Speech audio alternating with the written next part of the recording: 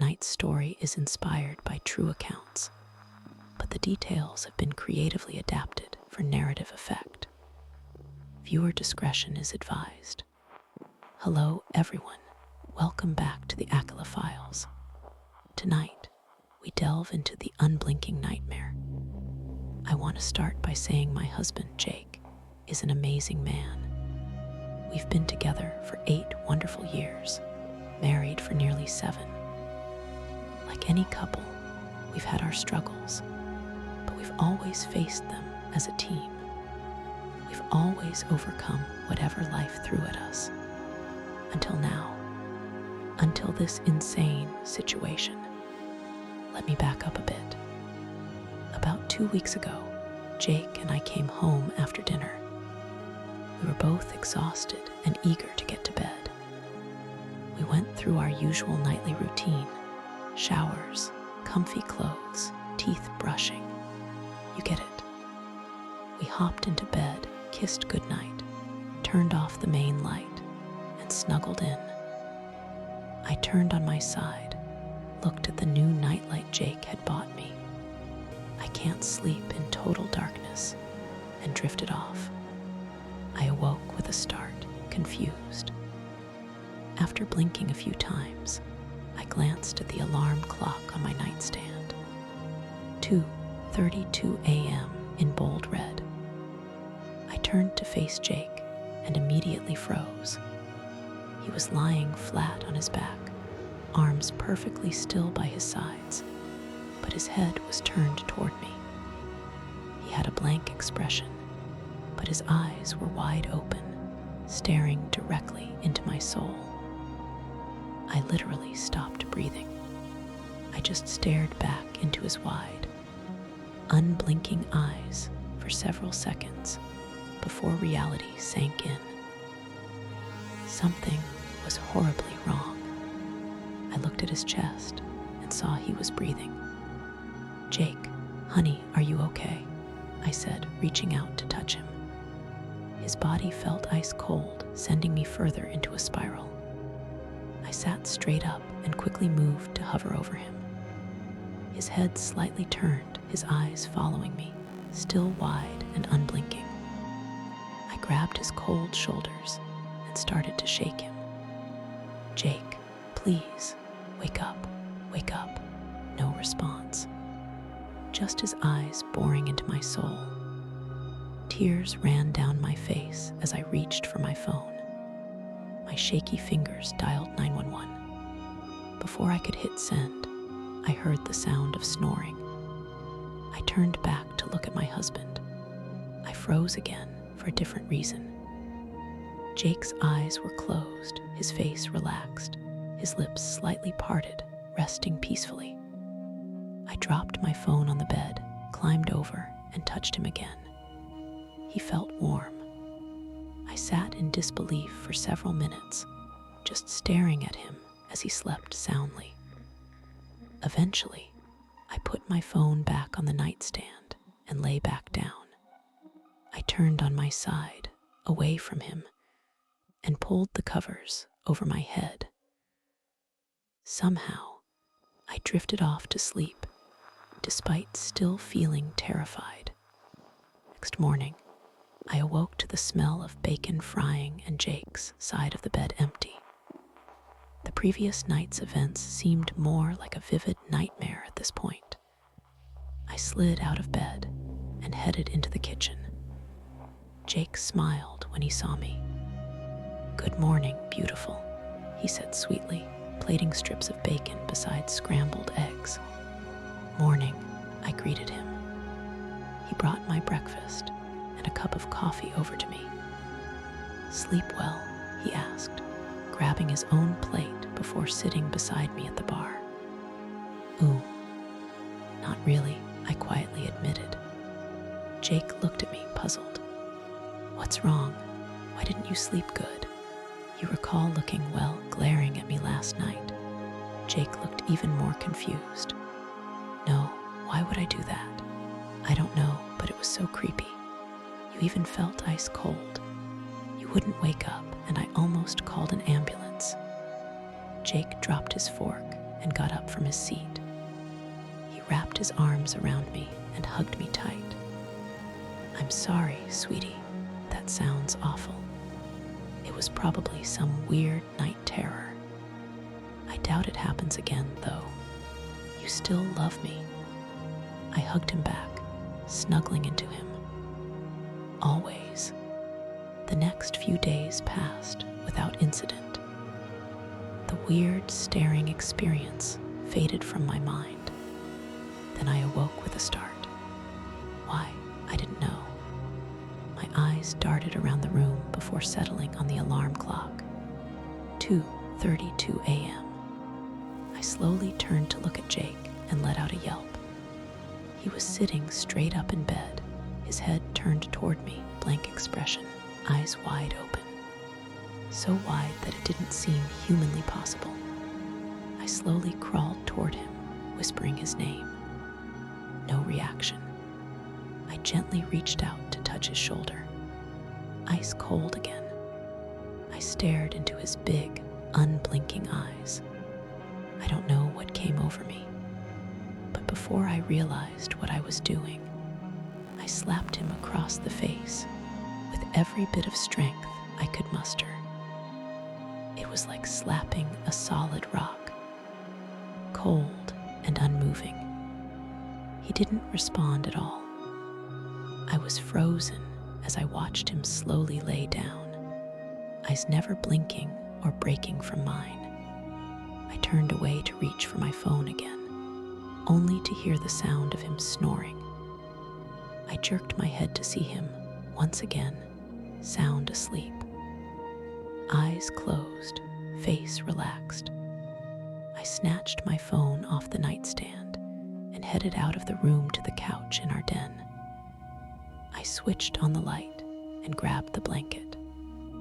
I snuggled under the blanket, lying on the semi-comfortable cushions. I searched up night terrors, trying my best to convince myself that was all it was. No matter what I read, I could not bring myself to go back into the bedroom with him. I woke with a start again. This time sunlight filled the room. My eyes finally settled on the concerned face of Jake. "What are you doing out here? You did it again. This time you were sitting up. You barely looked human. You're scaring me, Jake," I blurted out, my eyes filling with tears. Jake's face softened as he reached for me, pulling me into a warm embrace. I was almost scared to touch him. He apologized again, said he needed to hurry to work, but promised he'd call the doctor. We agreed a sleep study might help. I calmed down and walked out onto the porch to see him off. The best the doctor could do was an appointment in a week. I dreaded nightfall and almost didn't sleep in bed with him, but he begged me to try again. A couple more nights passed without incident. I started to relax once more. Then tonight happened. I woke up with blurry vision at first, very confused at what I was seeing. After blinking a couple of times, I felt a scream leave my throat. Jake was not lying down beside me or even sitting up. He was standing beside my side of the bed, leaned over me, just inches from my face. His eyes were wide, unblinking, and bulging, the absolute worst I had seen. His expression was blank, but he didn't look like him anymore. His skin was nearly gray and aged, mouth stretched too long in a firm line, cheeks sunken in, and those horrific eyes burning into my soul. My mind went blank. I was paralyzed with fear. Then his stretched lips twitched in the strangest way. Then came the voice. "I see you." It was Jake's voice. It was too deep, too rough, and too aged. Finally, my adrenaline kicked in. I slid over and rolled away from him and off his side of the bed. I I ran out of the room as fast as I could, still feeling those awful, large, and bulging eyes on me. I grabbed my car keys and ran out of the house. The car could not start fast enough. As it roared to life, I gunned it out of the driveway and down the road. Tears ran down my face as I sped away from the house and those haunting eyes. The memories washed over me. I screamed and cried as all the visions I had worked so hard to block from my mind came flooding back. I had heard that voice before. That night, Jake begged me to stay home, but a few friends were going bar hopping, and I refused to stay behind.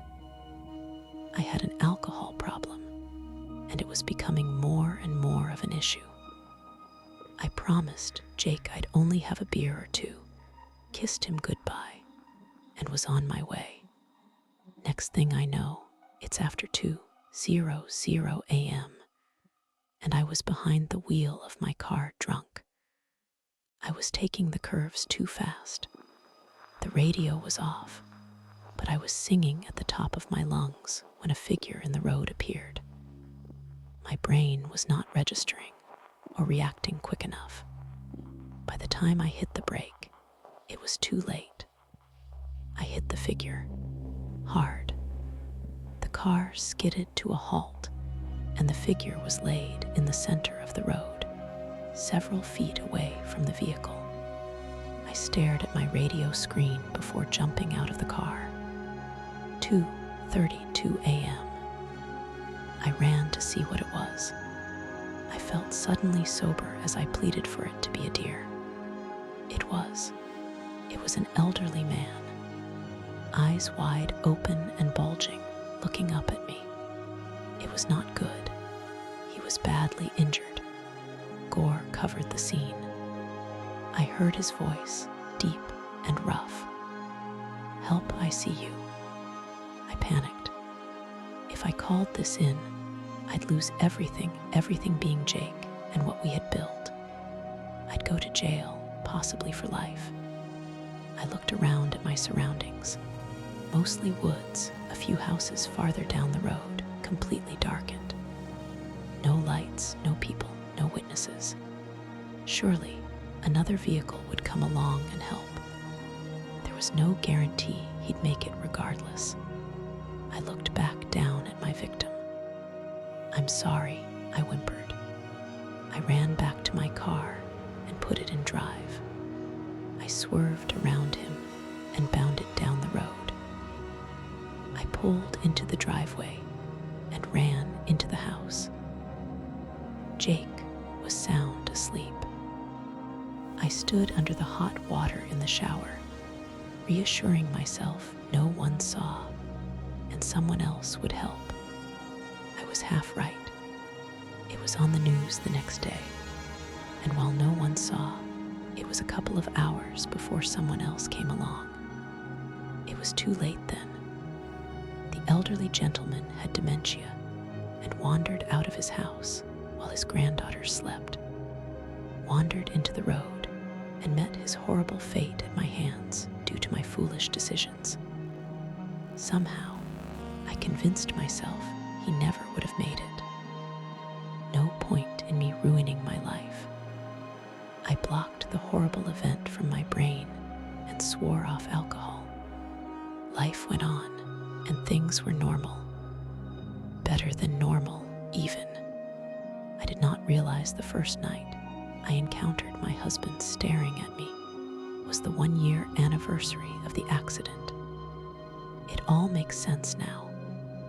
Whether the ghost of the old man really possessed Jake, or if this is a byproduct of a guilty subconscious, makes no difference.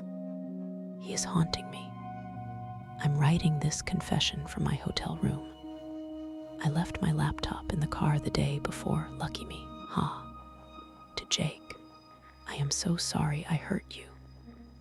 To the elderly gentleman, I am so sorry for what I did to you. I planned to turn myself in. I feared jail, but now I fear the haunting more. May this break this curse. Never drink and drive. Like, share, and subscribe for more terrifying tales. And don't forget to hit that notification bell so you never miss another chilling story from the Aqeela files.